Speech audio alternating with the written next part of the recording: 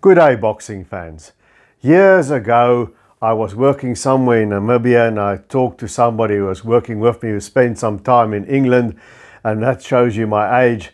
And we talked about boxing. He was just a general sporting fan, and he mentioned that a few years back then, says all you could see on TV was Chris Eubank and Nigel Benn.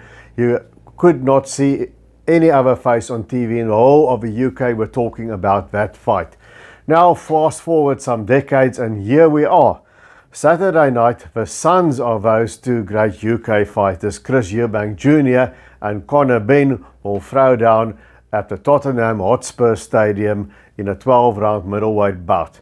There's bad blood, there's family tradition, there's bragging rights, there's a lot at stake, and I think it might be a pretty intense fight. If you're interested in breaking down Eubank Jr. against Conor Benn, then stick around.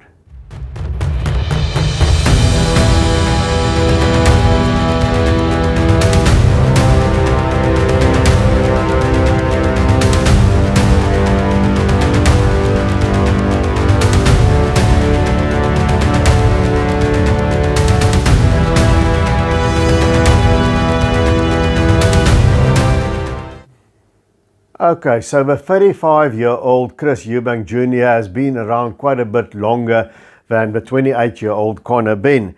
Eubank Jr. has compiled a very respectable record of 34 wins against 3 defeats, 25 knockouts in those 34 wins. The defeat was a points loss early on in his career against Billy Joe Saunders, whom we know is a very awkward fighter and a future world champion at that stage. So no shame in that. In the World Boxing Super Series, he came unstuck against George Groves, where he lost a decision. And then years later, in a few fights back, Liam Smith caused a shocker when he stopped Eubank Jr., knocked him down twice and had him very badly hurt. Well, since then, Eubank Jr. has reversed that loss to Liam Smith, stopping him in turn, and he's two victories removed from that loss, so he's rekindled himself. Now, Eubank Jr. has held IBO titles before, interim WBA titles or regular WBA titles, but he's never really had a world title and a recognized world title. And that's not at stake Saturday night. It's about bragging rights and it's about that family tradition of a second generation fighting each other. Now, Eubank Jr. is an athletic sort. You know, you can see in his physique, he's very explosive. He's quite quick as well. And he likes throwing these uppercuts and these hooks from the inside. And sometimes he leaves himself open and it depends on his chin, and that served him very badly in the first Liam Smith fight, because what happened there was he was sort of hitting those hooks and uppercuts onto Smith, and he was standing in the full range right in front of Smith. You know, if you're doing that, you're either throwing or you're holding or you're stepping around your opponent. You don't stand there with your hands down. And I think he had a lapse of concentration. Liam Smith is a world-class operator in his own right. He nailed Eubank Jr. and he hurt him badly, and he stayed on to him and he finished him. Now in the rematch, Eubank Jr. was much better. Looked almost like a different fighter to me. He was on point. He used his jab more. That was a big difference in the fight. And he broke down Liam Smith to a stoppage. Now, the weaknesses of Eubank Jr., I think, is his defensive flaws. He fights with his hands down, he relies on reflexes, and he relies on a very hard chin. So that was a surprise that Liam Smith stopped him. You know, we didn't expect to see that. But, you know, Eubank Jr., when he come unstuck, you know, Billy Joe Saunders, George Groves, these are guys that are world-class, that have been world champions, and Liam Smith as well, but they're not elite level fighters. But neither has Conor Benn fought anybody close to elite. Now, Conor Benn is undefeated, 23-0, 14 knockouts. He doesn't know how to lose, and he was fighting at welterweight, and I was very impressed with him. He was sort of knocking on the door at welterweight. He beat Sebastian Formella, who is a very tricky sort of opponent, European level opponent. And he also had some good wins over Sammy Vargas, and he looked devastating against Chris Algieri and Chris van Heerden. And then he popped positive for a banned substance, and that threw the whole apple cart over. He took a ban. He came back with 2 fights over there against Dobson and against Orozco. And suddenly, the explosiveness was still there.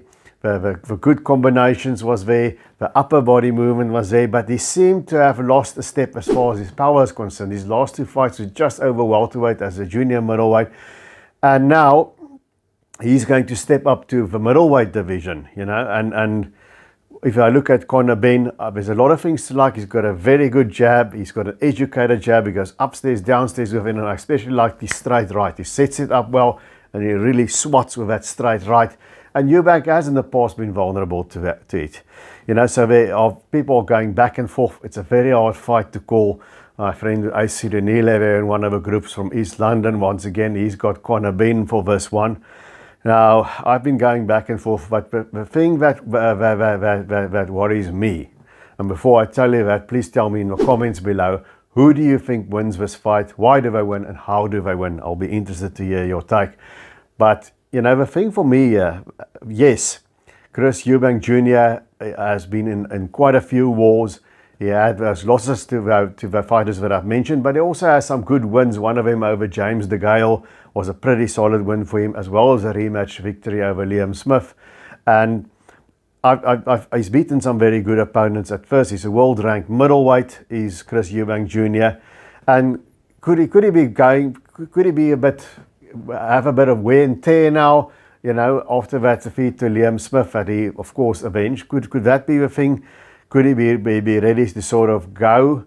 I'm not quite sure. I don't think so, actually. I think when Liam Smith lost in their first fight was a lack of concentration and overconfidence. You know, he did things that he really shouldn't have been doing in that fight. And for Conor Benn, I'm sure he's going to be switched on. He's going to be on his P's and Q's for this fight. So I don't think so now. There are those that think Conor Benn with the power in his right hand can take advantage like Liam Smith and knock out Eubank Jr. It's possible. But you know what bothers me about Conor Benn, his two fights after coming back from a ban, he's hit his opponents with hard shots, everything but the kitchen sink. They look hard, watching on TV.